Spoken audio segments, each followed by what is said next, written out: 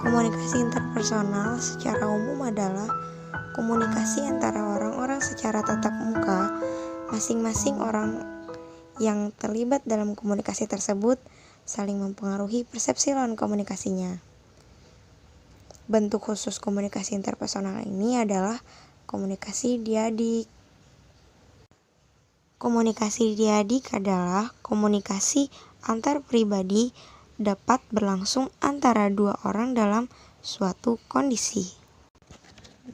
De Vito berpendapat bahwa komunikasi interpersonal adalah komunikasi yang terjadi di antara dua orang yang telah memiliki hubungan yang jelas, yang terhubung dengan beberapa cara.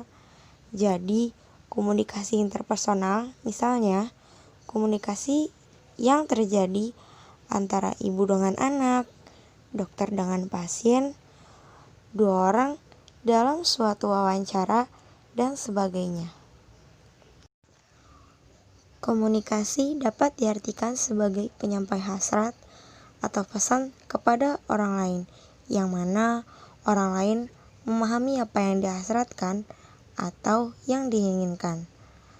Komunikasi secara mendasar dapat diartikan dengan kata sama, yakni sama makna. Seperti halnya makna komunikasi yang bersumber dari kata komunis, artinya sama. Jadi, berkomunikasi adalah untuk membangun satu kesamaan makna dengan tujuan. Dari kesamaan makna itu, lahirlah satu tindakan atau perbuatan, atau disebut juga sebagai umpan balik. Komunikasi dibutuhkan dalam setiap aspek kehidupan manusia, mulai dari aspek individual sampai pada aspek global.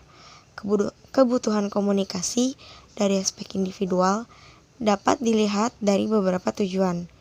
Di antaranya yaitu yang pertama, komunikasi sebagai alat untuk mengintrospeksi diri. Contohnya, ketika tercium bau badan yang tidak sedap, reaksi yang muncul dari bau badan itu menimbulkan reaksi pada seseorang hingga ia menjauh.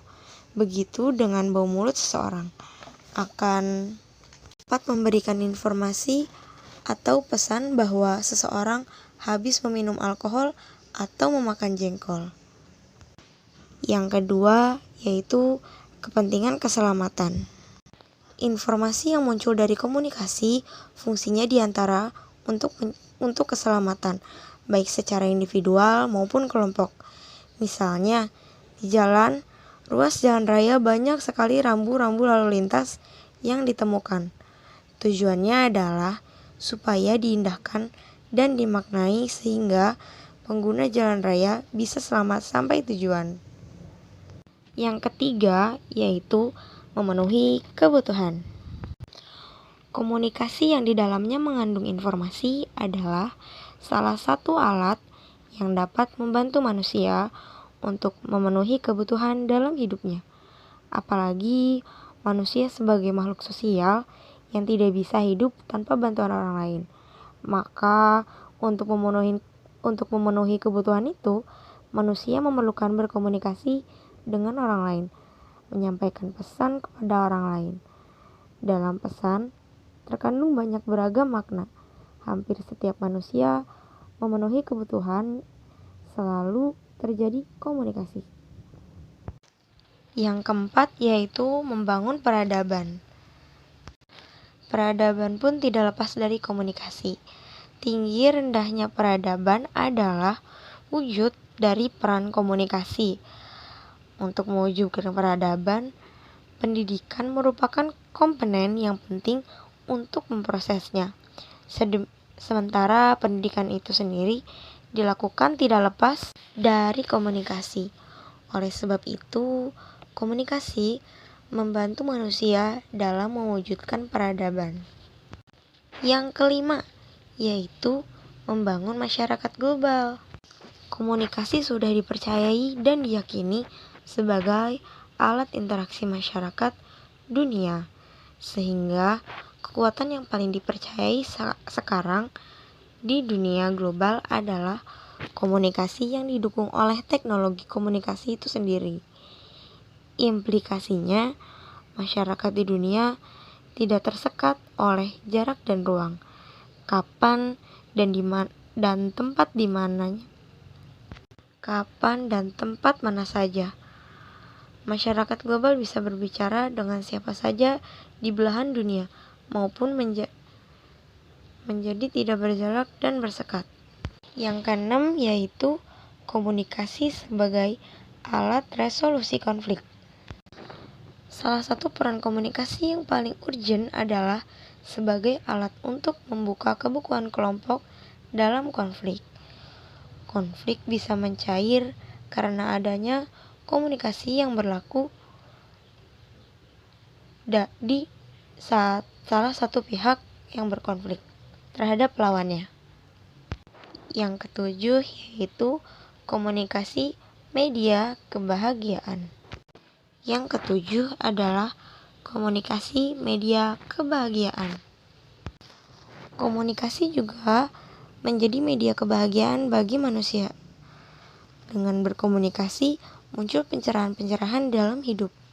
Ketika seseorang menghadapi suatu masalah yang menyebabkan kekalutan atau kesedihan karena masalah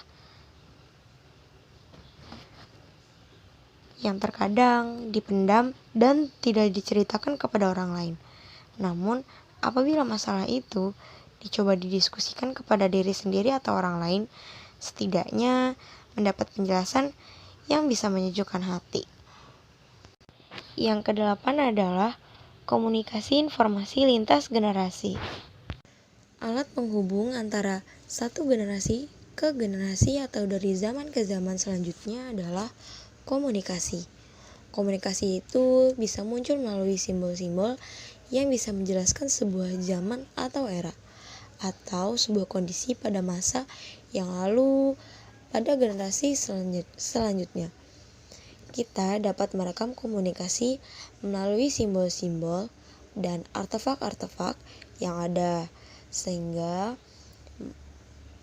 menemukan keterhubungan antara satu generasi dari zaman ke generasi zaman selanjutnya. Selanjutnya adalah hubungan komunikasi interpersonal dengan konseling.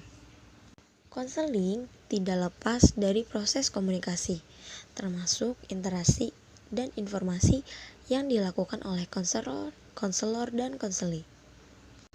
Casagrande berpendapat manusia berkomunikasi karena memerlukan orang lain untuk saling mengisi kekurangan dan membagi kebahagiaan. Yang kedua, ingin terlibat dalam proses perubahan. Yang ketiga, ingin berinteraksi hari ini dan memahami pengalaman masa lalu, mengantisipasi masa depan, dan ingin menciptakan hubungan yang baru. Beberapa hal tersebut dapat ditemukan bahwa seorang konselor memang membutuhkan komunikasi dalam proses bimbingan konseling untuk mengetahui karakteristik pesan atau informasi yang disampaikan pada konseli agar individu memahami arti dan makna pesan yang disampaikan untuk kepentingan dirinya, sehingga dalam kegiatan bimbingan yang melibatkan interaksi antara konselor dan konseli bisa berjalan dengan baik.